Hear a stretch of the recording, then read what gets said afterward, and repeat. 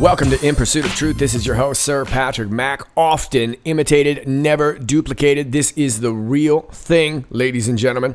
And unfortunately, I got to start off today's video by calling some people out. That's right. Indeed, it appears that we have some people trying to out ninja this ninja. You know what happens when you try to do that?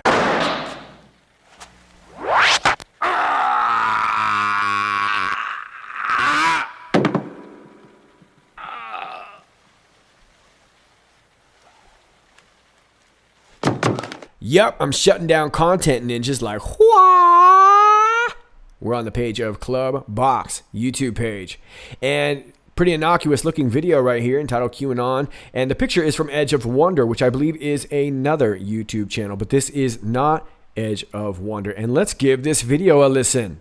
The 90s right there. What's going on? This isn't you don't have a current picture? What's going on? Why is Chelsea? You can't even see your face. What's going on with this crew? Yeah, what is going on with this crew? That sounds a lot like Sir Patrick Mack. Yeah, and I know that because I am he. He is I, and I am him. Slim with the tilted brim. So, it looks like we've got ourselves a content ninja, and no big deal. Look, this happens from time to time. This has been probably about, 4 or 5 over the last couple months, and I do not mind if people share my content. However, no credit is given, no links. Thanks to all of you who commented and who let me know about this video. Many of these comments are from you letting them know. I really appreciate you guys kind of helping me get these ninjas out the dough. Now, for those of you who are saying, well, Patrick, you should just be flattered that people are spreading around your material. And yes, in a way, I guess I really, really am. I appreciate that people are liking the content, and you are welcome to share this. But I do ask that you get credit. As a matter of fact, this Edge of Wonder should get credit for that picture if that's the picture that they made, right? That's how this thing works. It's all cool to share the message, but just give credit when you can. I know it's really, these rules these days are a little bit ambiguous, but it really, really helps me out. We put a lot of hours into this content creation. So I appreciate those of you who made me aware of this channel. And if Clubbox, you were listening, I am most certainly not angry. It doesn't look like you've done this a whole bunch of times, but please give credit if you are going to do this. Otherwise, I'm going to have to put a spotlight on you and put you out on Front Street because this is a lot of our content and it's basically stealing. Enough said? Enough said. You angry? I'm angry. Nope, good to go. And we're going to start over here with this story from yesterday. This is from Breaking 911. Blue lights flood New York City sky as transformer explodes in Queens. A mysterious blue light amid a reported explosion at a Con Ed facility in Queens lit up the sky in New York City Thursday night. And Con would be a Consolidated Edison facility. Residents in Queens posted videos to social media showing the unexplained event. Some witnesses reported explosions and power outages. Okay, so this was a big story yesterday, right? And we're going to take you through a couple of these tweets here. This is from Chief Terrence Monahan. The transformer explosion at a Con Ed plant in Queens is under control and there are no injuries at this time. And this was following up with this tweet from NYPD News. Advisory: the lights you have seen throughout the city appear to have been from a transformer explosion at a Con Ed facility in Queens. The fire is under control. We'll update as more info becomes available. All right. Very, very interesting. This was very, very widely searched yesterday on the internet. Everybody was checking out all these videos. Here's the tweet from Con Edison. There was a brief electrical fire at our substation in Astoria, which involved some electrical transformers and caused a transmission dip in the area. We're currently investigating the cause of the incident. AQ. I knew, huh? So let's check out this video right here. I've got the sound off because copyright. This is from NBC. But as you can see, a really, really eerie blue sky, right? Okay, so a transformer caught fire, and that appears to be really all it is, but it's a really incredible sight. Now, there's a lot of people that were speculating whether or not this was an alien invasion or not. I posted a video to my Twitter. I will show it to you a little bit later. But, obviously it looks like a fake to me. But, okay, so a transformer fire, pretty incredible timing. And I find this really interesting that this happened at Con Ed. And let me just stop right here real quick. Ladies and gentlemen, this is the New York City skyline, okay? New York City. And you're filming 1/3 of this video because you forgot to turn your camera. If there's anything you learn in my videos ever, you forget everything else, learn this. When you're shooting something, you see something, say something. But turn your camera so you can see something better. Turn your cameras. You don't go to the movies and watch a vertical screen, okay? Your left eye is not on top of your right eye. It's next to your right eye. You know why? Because we like to see things this way. All right, enough said. Now let me turn you on to a different angle from the same explosion. Check it out.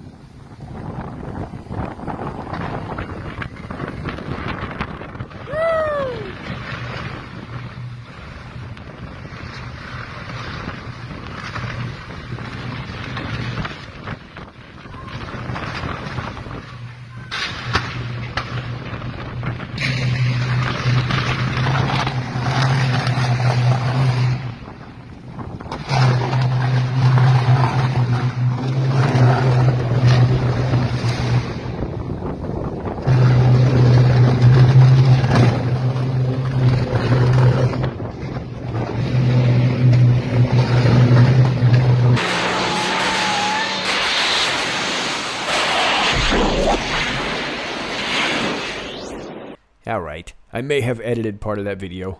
I'm not telling you which part. So NYPD News came on to confirm the incident in Astoria was a result of transformer explosion. No injuries, no fire, no evidence of extraterrestrial activity. Are you sure? Because we look at this right here. This looks pretty compelling. What's going on right there? Looks like, oh my goodness, we got lights and then we got more lights and then, oh God, what's going on there? All right, well, somebody got quickly to work on that. I posted that to my Twitter last night, but it turns out that it's just a transformer explosion. I love when you lying like that. So I'ma keep lying like that. Okay, so I think the important takeaway here is that we had a lot of power outages. That's the real interesting part of this story. And it appeared that it wasn't only in New York, although in New York is where, of course, we have tons of indictments. This is where the whole Hillary laptop thing originates. We have the dirty former New York AG, Eric Schneiderman, and nobody likes Schneiderman, right? So all these things going on in New York, pretty big deal. Now, we also have these power outages over here too. This is a great article here from the Idaho Press, thanks to the Anon who sent me this. Nationwide CenturyLink outage disrupts local customers. A massive internet outage Thursday disrupted day-to-day operations of CenturyLink customers across the country, including in the Boise area. The outage began early in the morning and was ongoing through the evening, affecting people from New York to California, according to the Associated Press. Cheryl Dearborn, director of telecommunications for Idaho's Department of Administration, estimated that roughly 30% of state offices in Idaho were having issues. Others operated as usual. We have redundant internet services, so the state internet is up, Dearborn said. Now listen to this part. This is interesting here. The outage disrupted the Idaho Department of Corrections inmate phone system and JPay system, according to the department's Facebook page. JPay is the department's system that allows inmates to communicate with individuals outside of the prison as well as exchange money and make payments. The Idaho Department of Education was also affected in a post on Twitter, and then it goes on to talk about the lottery and different businesses that were affected because of this outage. But it looked like a massive outage, and now I'm not really sure how accurate this is, but this was the graphic they had shown. Maybe these were the hot spots here. So it looked like it was all over the country, but in particular, looks like kind of real central here. And then, of course, up in Washington State and over here in New York, a lot of people were getting these outages affected by CenturyLink. Now, CenturyLink perked my ears up because they have had a massive outage before. As a matter of fact, this is from the Durango Herald from July 16, 2016. CenturyLink spokesman calls internet outages in June a perfect storm. Okay, so this was 2016, and this particular article does not suggest anything nefarious. I can kind of sum this up right here. The cut in Cortez on June 17th. Yeah, I know. It was attributed to a construction crew's misstep. The line is owned by Tri-State Electric and leased to CenturyLink, according to Abel Chavez, the company's director of local government affairs. It runs from Grand Junction to Albuquerque and provides the Four Corners with a connection to the rest of the world, said Rick Smith, general services director for the city of Cortez. The outage lasted about 7 hours and affected Pagosa Springs, Dolores, Ignacio, Marvel, Cortez, Mancos, Durango, Bayfield, and Silverton, Molzen said.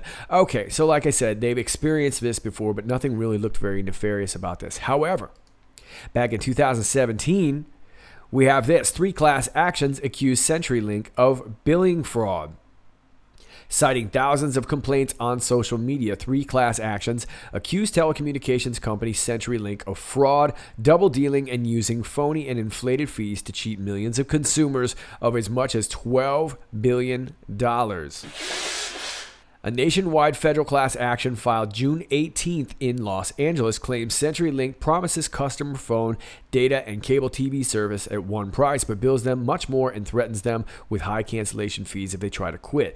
Okay, so the damages were ranging between $600 million and $12 billion. My goodness, that'll buy you a couple walls, right? The CenturyLink has had themselves quite a history. There were thousands of complaints going on, thousands of livid customers. Essentially, they were getting kind of these micro billings, where you get charged 86 cents here and da-da-da. This ranged up from $600 million to $12 billion. So customers were understandably upset. Now, I do believe that Q may have alluded to CenturyLink before, and in order to show you that, we're going to have to flashback a size. Gotta flashback a size, yeah, take you back, yeah. Taking you back to June 27, 2018, post 1600, Q says chatter, trains, buses, be vigilant. Now, around this time, we had a couple train crashes. We had a bus incident too, and we also had this car go over this berm during a presidential motorcade. And we were talking about all this technology, electronics that goes into trains, buses, planes, helicopters, you name it. Nowadays, everything has electronics in it, and this electronics can be controlled. And a lot of this technology has been exposed already. We've talked about it at great length before. Many of you always suggest Abel Danger, Phil McConnell there. He talks a lot about this kind of technology. But we've talked a little bit about this. But for those of you who are new, all this kind of stuff has gone into these electronics in all different kinds of transportation and whatnot, and communications. And of course, it can be made to bring things down. And that's why we're seeing so many different planes going down. Now, some of these were in the form of these special access programs, likely as, what Hillary was selling off to God knows who. We know it was to China. And that was partially how they ended up getting their fighter jets. This leads to a lot of stuff. But essentially, we were talking about these electronics in this post at the time. And I remember noticing this CTBB. Let me take you over to Market Watch. We see CenturyLink Incorporated, and they are denoted by CTBB. Okay, so on their website, it says they've been around since 1971, but they were actually part of Central Telephone, which was founded in Monroe, Louisiana in 1930, and that's what it says here on Market Watch. Yeah, they were part of this Central Telephone, and that was probably a very good old boys network back there in Monroe, right? And these were the days where they would have been competing, and really all along, with companies like GE. So I'm sure you could probably trace some interesting lineage back to CenturyLink. But it appears that I'm not the only one raising an eyebrow. We have this from The Hill. FCC announces probe into CenturyLink outage disrupting 911 lines.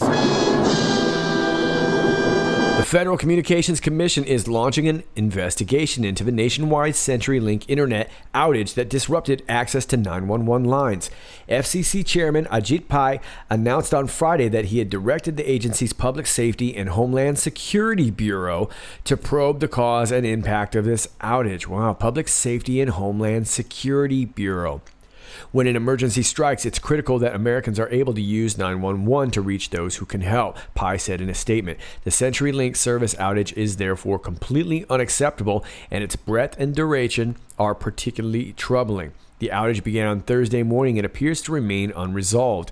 In a statement, CenturyLink said it was working around the clock to restore impacted services and would cooperate with any investigation. We take all services interruptions seriously and have had teams working around the clock to restore affected services, a CenturyLink spokeswoman said in a statement. And there's the statement right there. We have made substantial progress in restoring and stabilizing services across the network over the last several hours. We remain focused on resolving all remaining issues. We are in contact with the FCC and policymakers and will cooperate fully with investigation, the statement added. All right, so they ended up, with that. The company had tweeted late Thursday night that it identified a network element. What is a network element? All right. Causing the disruption and estimated that service would be restored in 4 hours. CenturyLink later said it had identified further problems and on Friday tweeted that its service restoration work is not complete. According to the AP, the outage knocked out 911 service in parts of Washington State, Missouri, Idaho, and Arizona. The outage reportedly also disrupted Verizon service. CenturyLink helps with network traffic for Verizon and other wireless carriers. Yeah, they ended up merging with Verizon Sprint. They merged with Sprint at some point. Pi said on Friday that the investigation will focus on the outage's far-reaching effects. So pretty big outage, huh? All right. So what this leads me to think, if you remember a few months back, if you've been following QAnon for a while, and if not, I'll rememberize you, we had been talking about this presidential alert that would come to your phone, right? And this was something that was going to come directly essentially from the president, obviously, by ways of the government. But this was something that a lot of people were freaking out about. And now we get these outages. And the FCC wants to look into it immediately, and they're talking about Department of Homeland Security. Now, of course, disrupting 911 lines are very important because emergencies need to get called in. So was something about to go down, and this all ended up in a massive power outage, which later on, I guess over there in New York, they ended up calling it just an arc. It wasn't even a transformer explosion. It was an arc, which didn't really make much sense to me either. But either way, we know something's up. Whether or not it's anything more nefarious than, what we saw or heard, doesn't really matter. I think the point is that it looks like power was going out. And we've been warned about this before by Q, but it looks to me like something was about to go down. Maybe some people were moving, making a run for it. Who knows? But we haven't heard from some of our favorite deep state knuckleheads in a few days. We've also spent the last few videos talking about a lot of suspected planes and traffic going on overhead. We've still had quite a bit of that. We had a reporting just yesterday of some helicopters down in California flying very low as about 225 feet, which of course isn't super abnormal for a helicopter, but there was a lot of movement going on over the last few days that we've been talking about. So it seems to me like CenturyLink could be a particularly key link. Maybe they were trying to shut down these payment systems, trying to shut down any kinds of internet systems, phone systems, or whatnot. Perhaps they were anticipating another message coming in. You can tell me what you think below. Let's move on. We are over here on the Twitter page of the POTUS schedule, Friday, 28th December 2018 at 1 p.m. No POTUS events travel expected until after 6:30 p.m. Expect off-the-record travel after that. Off the record, you say? There are no plans for POTUS to travel to Mar-a-Lago in the coming days. Sarah Sanders, yeah, she came out and said that the president is going to be spending New Year's hunkered down trying to figure out what we are going to do about this government shutdown, otherwise known to the Democrats as the impending apocalypse. Meanwhile, I'm over here like... Next up, we see at 7:26 p.m. the POTUS motorcade departure from the White House en route to the Naval Observatory Vice President's residence. And then we see here where they had returned. It looks to be later on that night. Okay, so they were meeting over at the VP's place, which is this right here. Located on the grounds of a United States Naval Observatory, the white 19th century house at number 1 Observatory Circle in northwestern Washington, D.C., was built in 1893, originally intended for the superintendent of the USNO. The house was so lovely that in 1923, the chief of naval operations kicked out the superintendent so he could move in himself. Historically, vice presidents and their families lived in their own homes, but the cost of securing these private residences grew substantially over the years. Finally, in 1974, Congress agreed to refurbish the house at the Naval Observatory as a home for the vice president. 3 years passed before any vice president actually lived at number 1 Observatory Circle. Vice President Gerald Ford acceded to the presidency before he could use the home, and his vice president, Nelson Rockefeller, only used it for entertaining. Walter Mondale was the first vice president to move into the home. It has since been home to the families of Vice Presidents Bush, Quayle, Gore, Cheney, and Biden. Vice President and Mrs. Pence currently reside there. Vice presidents have welcomed countless guests to the residence, including foreign leaders and dignitaries. Still, the Naval Observatory has continued to operate. Scientists observe the sun, moon, planets, and selected stars, determine and precisely measure the time, and publish astronomical data needed for accurate navigation. That's an interesting twist, isn't it? Yeah, indeed. This is from usnavy.mil. Welcome to the U.S. Naval Observatory. The United States Naval Observatory provides a wide range of astronomical data and products and serves as the official source of time for the U.S. Department of Defense and a standard of time for the United States. The United States Naval Observatory is a fourth echelon operational command reporting to the Commander, Navy Oceanography and Meteorology Command.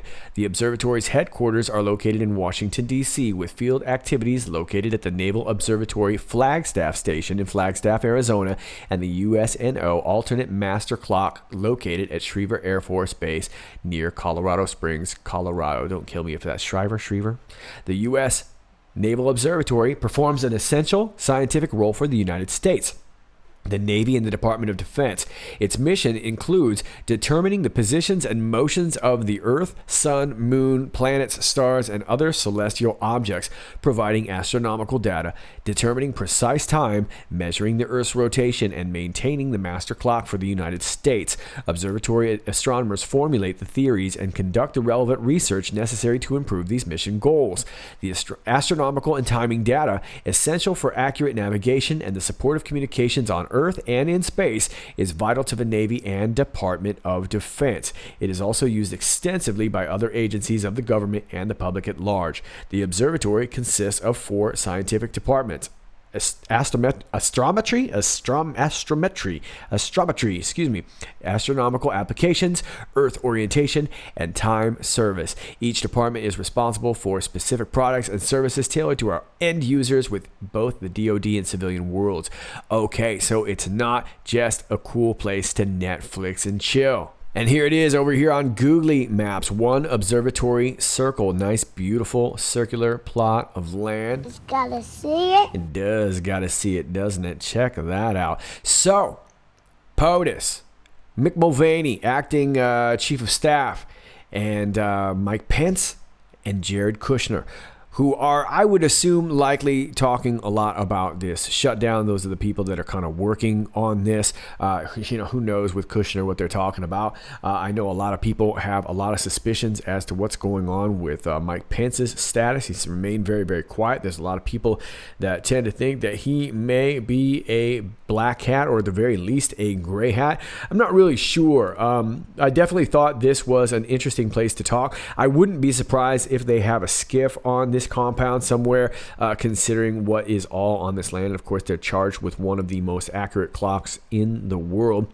I don't believe it is the most accurate. I believe the Chinese have the most accurate. Actually, look at that. Chinese embassy's right there. They're probably all looking out the back window. They're like, yep, ours is better. Yours was better first, but then Hillary came and sold the better one to us. And now we're looking at you and laughing at you. All right, I'm making that part up. But who knows what they could be talking about. Could be that they are just bunkered down while some other operations are going on.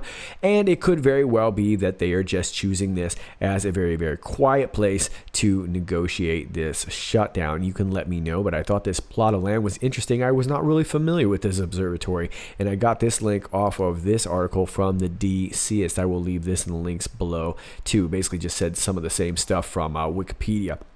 But I did find it interesting about this master clock. It seems like it has a lot to do with astronomy, and considering that we had this major, whatever you want to call it, explosion arc, we have this major shutdown, we've had all these earthquakes, we just recently had a couple of volcanoes, some trouble there in Italy, Indonesia. It just seems like the earth is rumbling all over the place, and of course there's always been a lot of rumblings about weather control, weaponry and whatnot. So I'm not really sure, and I'm not really sure if there's a reason for them meeting here at the Naval Observatory, other than maybe just wanting a nice place to meet. It's hard to really say, but it seemed like this was kind of on the down low as far as being reported, so it makes me usually want to perk my own ears up and think that there might be something to it. But there you go. Finally, I want to leave you with this. I'm over here at the YouTube page of Abel Danger. This was published on the 27th. It's a conversation between Gobsmack and Field McConnell. If you're not familiar with Field McConnell, he is a former military pilot, and he was also a whistleblower, called out Boeing back in the day when they made some illegal modifications, called them out to the FAA, and ended up getting wrapped up in a massive ordeal over there. He's got a fantastic story, but anyway, many of you are already familiar with him. Now, this video, which I've not checked out all of it, I've checked out quite a bit of it, thanks to an Anon who sent this to me. I generally check out his videos anyway, but this is great. It's about an hour and a half video, but I want to clue you into a part right here and just give you a little insight. He gets a caller, and the caller he calls Mad Dog, and he's got something very interesting to say. Check it out. Go ahead, Mad Dog. Talk about anything you want. Okay, first of all, Merry Christmas to everyone. The point I'm calling for, the reason I'm calling for, is we're on a timeline. Prior to President Trump going to Iraq, out and back, Field, you know what I mean by that term, out and back. Yeah, a round trip. Yeah, and prior to him going to Iraq, Field, an individual, 677 classmate, flew to London on Air Force One, and then he flew over to Hong Kong and did some business. Yep. Then came back. Okay. Yep. All right. The next event happened was we had some shuffling of the parade deck, so to speak, of what's really happening. General Mattis was scheduled to go 2 months later, not at January 1st. Okay? So his scheduled rearrangement on the deck chairs has been moved up to January 1st. Okay. Now there's a reason. The reason is Gitmo tribunals are about to go down. And they're about to go down in the first week of January. Yep. All right. That's why the Marine generals are doing the rearrangements, and everybody doesn't say anything, but 2 prison barges are already down there in Gitmo. Okay. That's a fact, Phil. Okay. All right, so what will happen next is there's an event that's supposed to happen before this year ends, which is like, what do we have? We're 4 days out, 3 days out? 5 days. Counting today, we have 5 days, 27, 28, 29, 30, 31. Go ahead. Right. So Trump had to be, the President of the United States selected, not elected, selected, had to go out to be compliant with Gacera law. Okay. Right? So he did, he complied, he went out and he came back, and the dates have been moved up by for General Mattis, who I have the strongest faith in, along with General Dunford, Kelly, and Mattis, and General Ruach, the Marine generals.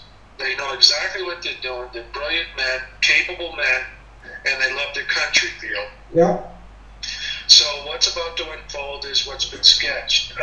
And again, it's a big ship, meaning the globe, the world. And unfortunately, it doesn't always go to our timelines. Individuals. Okay. That's just life. Get over it. We're all been had our lives uprooted. I could speak volumes about mine for 15 years, but I'm not. I'm going to go forward with you. Yep, good. All right, so what I'm saying is get the popcorn. It's about to get real. And if I'm correct in the assessment of this field collectively, you're about to see the greatest show on earth get going again, which is the restoration of humanity, the freedom of humanity, and the restoration where it should be. We are all God's children. Honey, you've got a big storm coming. Ho, ho, ho. Well, that sounds like good news indeed. And I got to say that Field McConnell is generally a very trusted source. So do with it what you will. But it sounds to me like we've got not one, but two Pokey McFloaterbottoms on a slow ride to Cuba. How about that? Now, I would like to make clear that I do not think that either one of those McFloaterbottoms have anything to do with the one that we had seen the other day that was posted online that was going around. That was the prison barge floating off of Rikers Island, which incidentally lost power yesterday. They're probably on generators, I'm sure. But I do not think it was the same thing. It was probably something very similar like that people had spotted. I'm referring to a news story that we talked about last week in regards to these prison barges that had been spotted. So I tend to think that they may have been FEMA barges or whatever. Could very well serve a similar purpose, or a prison barge or whatnot. I'm sure they're kind of can be fitted to be just about whatever they want them to be, right?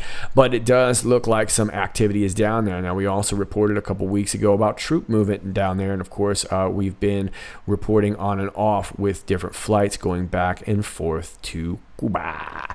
And finally, check out this video from Santa Claus of the United States. I am SCOTUS.com.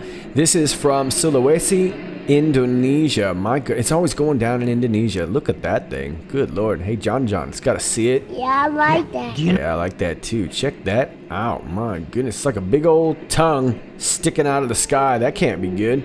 It's like Gene Simmons is coming down saying, I want you to pay $950 for a kiss cruise. Yikes. Look out, Indonesia. Okay, Patriots, that's all I got for you today. As always, if you like this video, please click like, share, and subscribe. Thanks to all of you who already do that. For those of you who are new to my channel, welcome to you. Please keep in mind that from time to time, you will get unclicked and unnotified and unsubscribed from all these social media platforms because they don't want you and I to be together because we've got a funky, groovy, special kind of love. That's right, you and me. Don't you ever forget it. Who loves you, baby? All right, my links are down below. My Gab, my BitChute, my Real.video, which is now Brighteon.com. My email is down below. I'm, of course, over here on Twitter at IPOT1776. So if you are on Twitter, please give me a join at IPOT1776. Also, my email and my Patreon is down below if you'd like to support the channel. All my links are down below. All right, that's all I got for you today. My name is Sir Patrick Mack, and until next time, stay safe.